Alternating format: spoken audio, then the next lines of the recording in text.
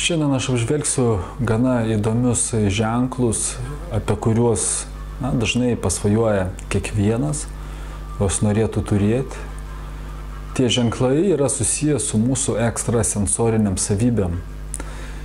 Tai jeigu jūs pas save rasite tokį ženklą kaip dviguba proto linija, kaip pavaizduota čia, tai reiškia, kad jūs esate žmogus, kuris turit pakankamai stiprią intuiciją. Pakankamai stipri intuicija, tai reiškia, kad jūs galit lengvai suprasti kitus žmonės ir galit matyti daugiau negu paprasto žmogaus akis. Tai būtent rodo dviguba proto linija, kaip šiame pavaizduotame atveju.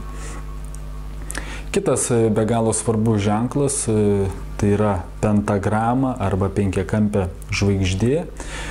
Šiuo atveju jinai pavaizduota ant Veneros kalvos, bet ją galima rasti ir kitose vietose. Jinai gali būti netgi ne viena pas žmonės, kurie yra ekstrasensai, taip pat tie žmonės, kurie dalyvauja būtent šitam ekstrasensų mūšyje, turbūt ne vienam teko stebėti, tai pas juos prastai po keletą tokių ženklų turėtų būti ant delno.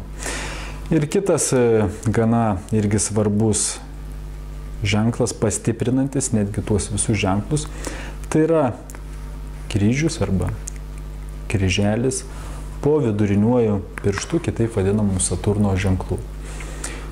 Jeigu jūs radot pas save tokius ženklus, tai aš jūs sveikinu, reiškia, jūs esat žmogus, kuris turi ekstrasensorinių savybių, kuris turi gerą intuiciją.